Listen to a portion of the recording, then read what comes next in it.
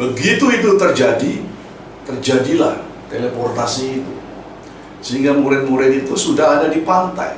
Sangat penting untuk mencapai tingkatan mahma karena dampak dan hasil akhirnya akan jauh berbeda.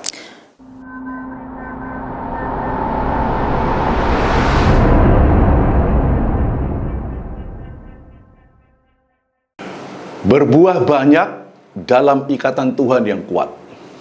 Saudara yang saya kasih, sudah biasa kita mendengar perumpamaan pokok anggur yang benar. Dan bagaimana Tuhan Yesus menekan bahwa untuk bisa berbuah banyak, satu dahan harus melekat kuat pada pokok anggur itu. Nah, saudara, apakah satu dahan dan ranting itu akan menghasilkan buah yang banyak atau sedikit? Sangat tergantung kepada ikatannya.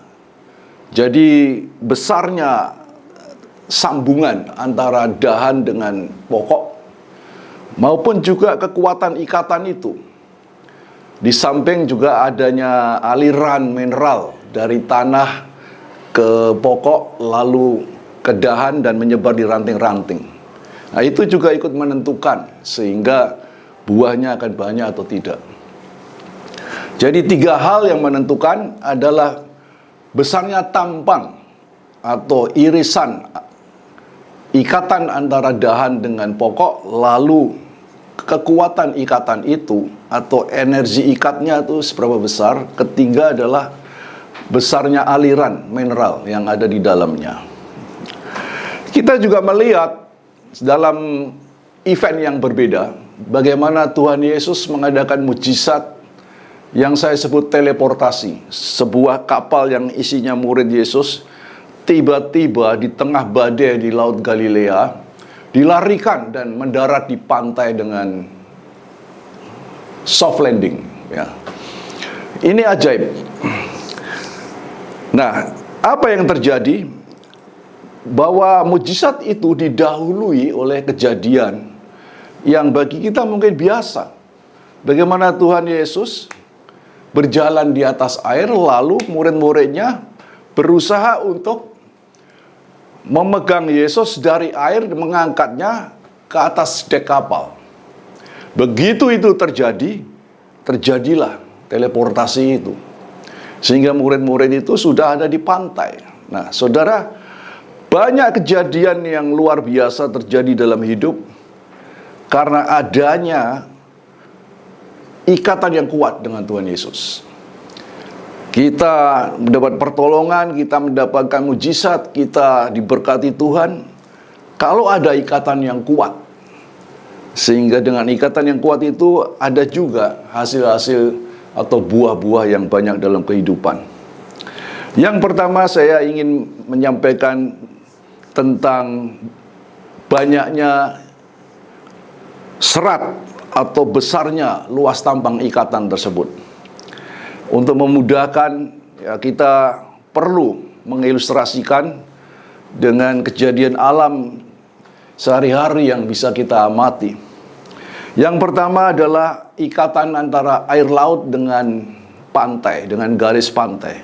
Kita lihat bagaimana tiap mungkin beberapa detik ombak itu masuk ke pantai, kembali lagi, masuk lagi ke pantai, kembali lagi. Jadi kalau kita tarik yang namanya garis pantai di sepanjang pantai, air itu masuk keluar dengan bebas. Hampir tidak terlihat adanya ikatan. Karena apa? Karena bidang irisannya, bidang overlapnya itu terlalu tipis, terlalu kecil.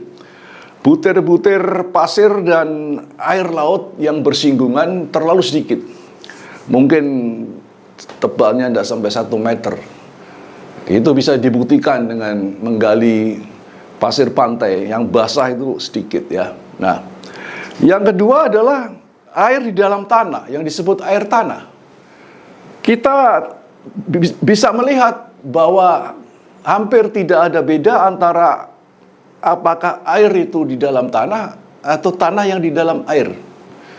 Karena air tanah itu menyatu dengan tanah dan tidak bisa dikeluarkan begitu saja.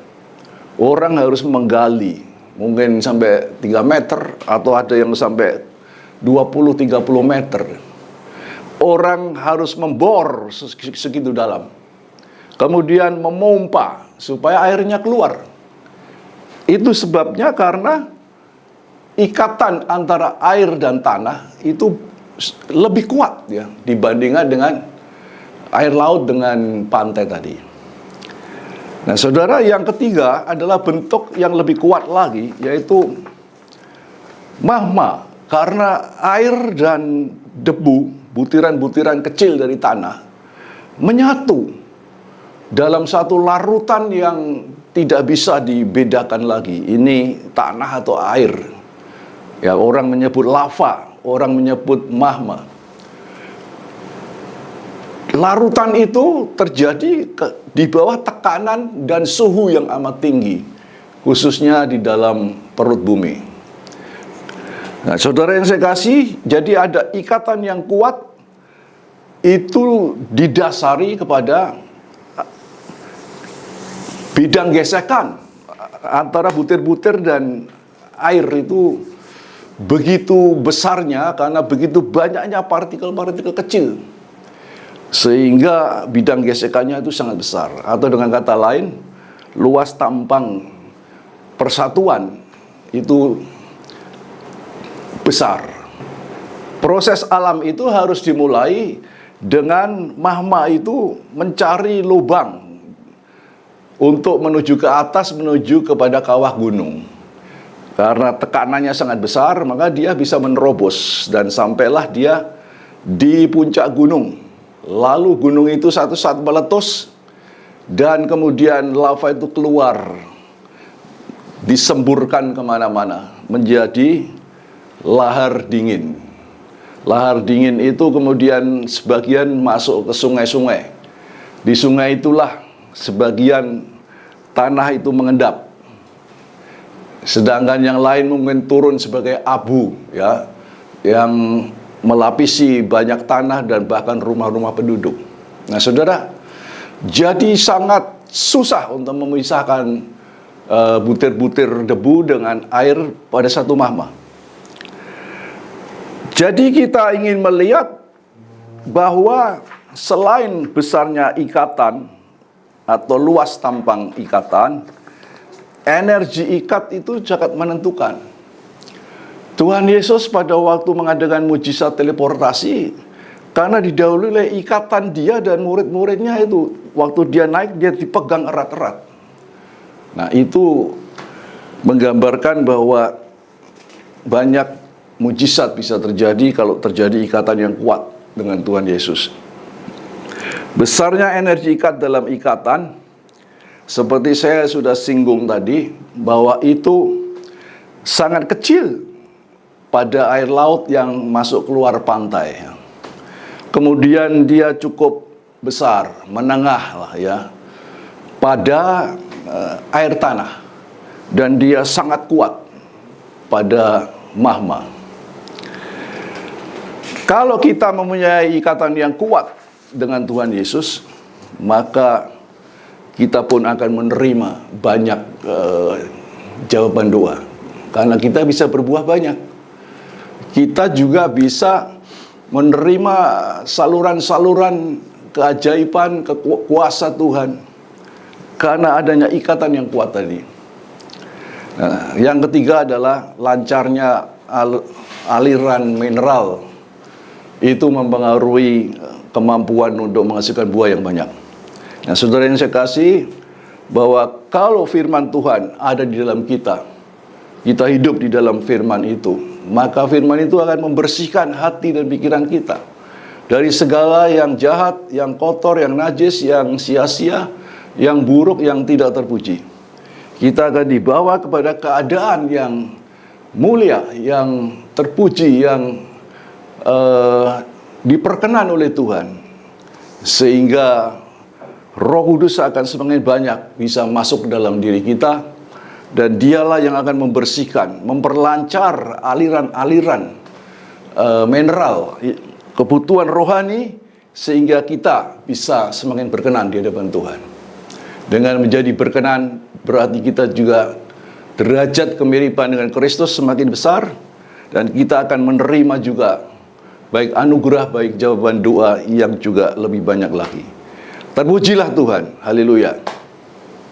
Dari firman Tuhan tadi, kita diajarkan bahwa ikatan dengan Tuhan pada tingkatan ikatan magma itu lebih penting dari ikatan air dengan tanah. Ya, benar sekali. Jadi, jika kita sudah melayani Tuhan, hidup dalam firman Tuhan dan firman ada dalam kita, bukankah ikatan itu akan sama saja? Yang penting kan kita terhindar dari serangan iblis, Pak. Oh, pastinya tidak sama ya. Sangat penting untuk mencapai tingkatan mahma karena dampak dan hasil akhirnya akan jauh berbeda. Oh, begitu ya? Ya, pelayan Tuhan yang masih berada dalam level ikatan air dan tanah antara dirinya dengan Tuhan masih sangat mudah dijatuhkan dan dihancurkan hidupnya oleh iblis. Seperti membuat sumur bor untuk mendapatkan air, iblis akan menggali dan membor hati mereka untuk menyedot firman Tuhan bersamaan dengan berkat finansial, kesehatan, dan kebahagiaan, sehingga iman orang tersebut akan segera merosot lalu hancur. Wah, bahaya sekali ya. Ya, banyak jemaat dan pelayan Tuhan yang jatuh dan jauh dari Tuhan akibat konflik keluarga, perceraian, kematian, bisnis yang bangkrut, PHK, sakit, dan masih banyak lagi. Benar, Pak. Ini semua menggambarkan bahwa letak hidupnya masih pada bagian lurus naik gradual menuju kaki gunung kalau dilihat dalam kurva lintasan berkat Tuhan. Oh iya, betul, Pak. Bisa juga seperti kisah Ishak tadi, sudah berhasil melewati kaki gunung dan sedang mendaki ke puncak, tapi malah jatuh lagi. Yang pertama karena bisnisnya hancur, dan yang kedua karena kasus Esau dan Yakub. Oh iya. Seandainya saat itu Ishak putus asa, sakit dan mati, maka ia hanya sampai pada level hamba Tuhan saja. Iya, benar Pak. Kalau begitu kejadiannya, maka akan sangat disayangkan. Ya, tetapi kita tahu dengan doa dan ucapan syukur yang terus-menerus, maka Ishak berhasil melaluinya dan menang. Hubungan dengan Tuhan meningkat menjadi ikatan mahma, sehingga tidak hanya diberkati jauh lebih banyak, tetapi akhirnya dia dipandang bukan lagi sebagai hamba, tetapi dituankan oleh tuannya. Ya. Kunci untuk hidup yang berbuah dan menerima mujizat Tuhan adalah firman atau Yesus yang tertanam dalam dan kuat di dalam pribadi Anda. Dan Anda menghidupi firman itu.